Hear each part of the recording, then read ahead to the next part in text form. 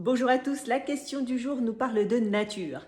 Quel nom donne-t-on au parfum de la terre mouillée par la pluie? Est-ce la gaïaline, le pétrichor ou l'humus?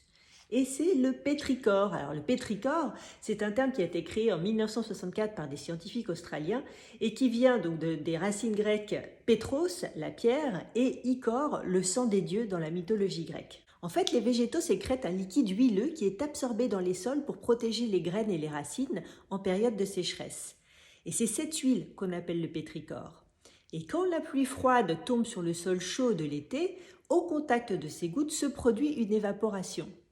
Cette vapeur va transporter dans l'air un mélange de ce liquide huileux mêlé à la géosmine, un autre composé présent dans les sols et qui provient en fait de la fermentation des débris organiques par des micro-organismes. Et le nez humain y serait apparemment très sensible. Des anthropologues ont justement essayé de comprendre pourquoi cette odeur universelle était si appréciée. Et en fait, ils expliquent que dans l'esprit de ceux qui la sentent, c'est une odeur qui est de bon augure.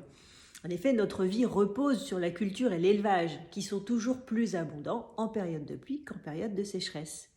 Mais bon, nous ne sommes pas tous agriculteurs, et alors disons plutôt que la pluie va nous apporter de la fraîcheur quand il fait très chaud, ou que cette odeur peut nous rappeler une promenade apaisante en campagne ou en forêt après l'ondée.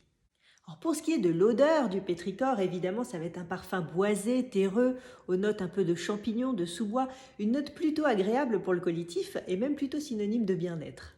Alors la marque Demeter Fragrance Library propose justement un parfum du nom de pétrichor.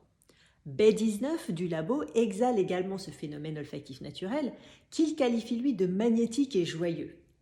Et bien sûr, on ne peut éviter de penser qu'en créant Après l'ondée en 1906, Jacques Guerlain a écrit ici une interprétation olfactive poétique du parfum de la terre et des fleurs après la pluie. Maintenant, vous ne sentirez plus l'odeur de la terre mouillée de la même façon, c'est sûr. Et si en plus vous arrivez à placer pétrichor en société, ça claque un peu. Allez, on se retrouve demain pour répondre à la question 15 du Master Quiz de l'Avent. Salutations parfumées!